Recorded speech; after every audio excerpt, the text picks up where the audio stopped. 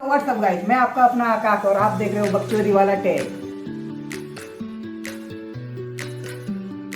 पर आज हम बकचोदी नहीं करेंगे, आज हम कुछ नया करेंगे। तो आज हम क्या करने वाले हैं, आज हम करेंगे अनबॉक्सिंग।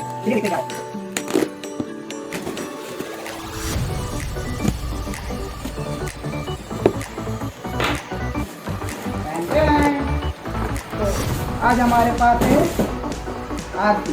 ये कुछ खास लोगों के लिए है जो खेलना चाहते हैं या कुछ बच्चों के लिए। तो देखिए जरा क्या है।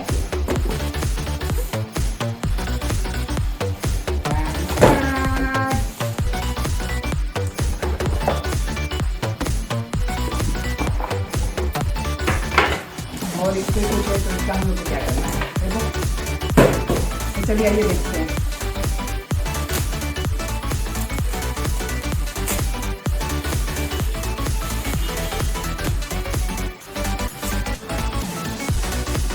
तो देख सकते हैं इसके साथ हम लोगों को मिला है यह बैटरी गाड़ी में स्टोर करने के लिए। चलिए देखते हैं क्या है।